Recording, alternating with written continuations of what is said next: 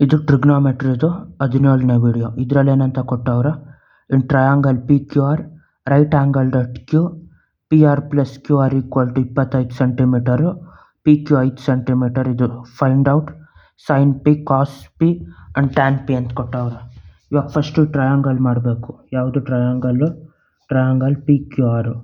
ಯಾವುದು? Right angled at Q triangle P Q ಆರು.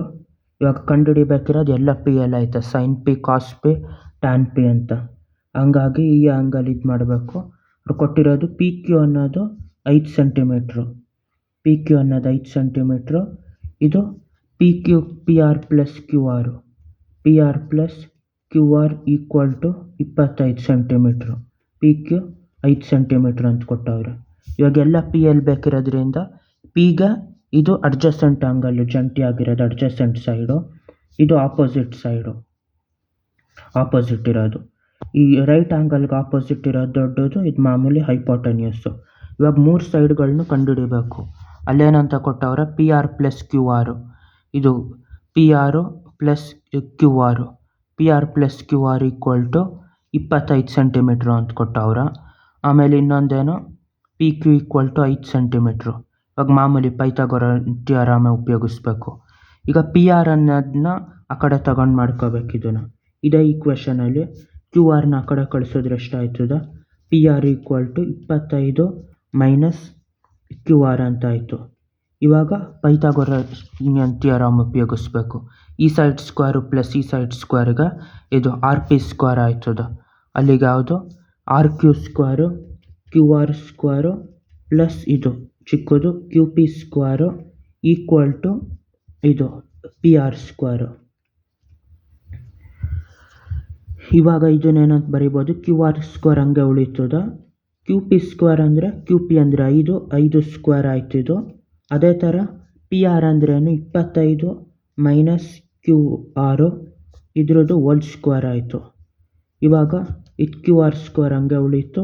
5 5 25, 5 square ಅಂದರೆ 25 square a minus b whole square ಥರ ಮಾಡಬೇಕು.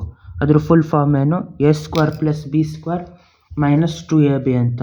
ಅಲ್ಲಿಗೆ ಇದು 25 ಸ್ಕ್ವೇರು, ಇದು 25 square plus Q R square minus 2ab ಅಂದರೆ 2 times of 25 times of Q ಆರು.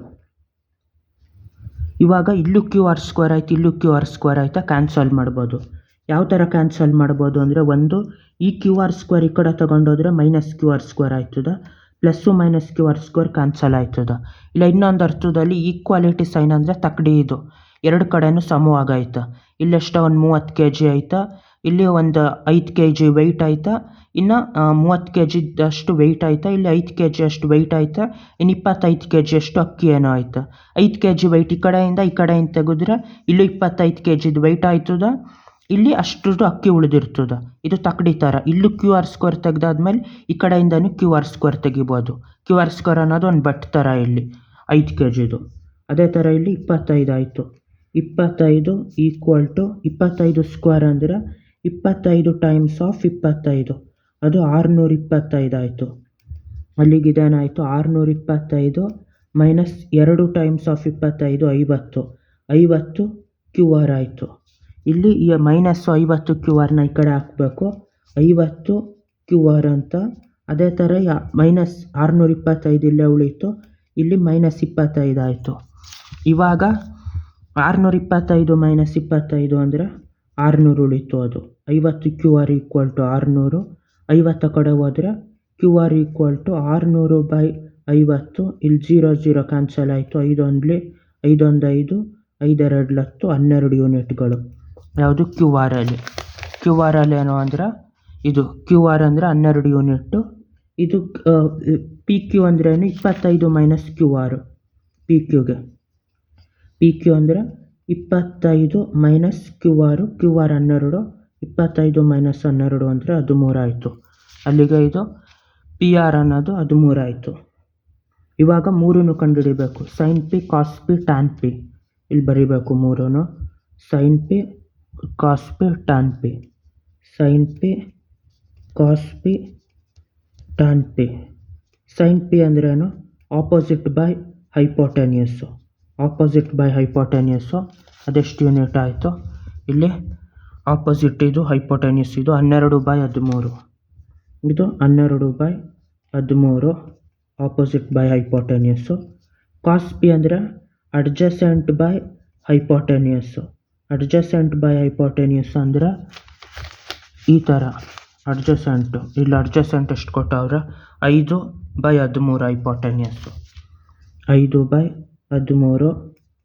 ಅದೇ ಥರ ಇದು ಟ್ಯಾನ್ ಪಿ ಅಂದರೆ opposite by adjacent. Opposite by adjacent ಅಂದರೆ ಇದು ಆಪೋಸಿಟ್ಟು ಬೈ ಅಡ್ಜಸೆಂಟು 12/5. ಇಲ್ಲಿ ಎಷ್ಟಾಯಿತು? 12/5. ಅಲ್ಲಿ 3 ವ್ಯಾಲ್ಯೂನು ಕಂಡುಹಿಡಿದಾಯಿತು. ಅಲ್ಲಿಗೆ ಇದು ಮುಗೀತು. ಬಾಯ್.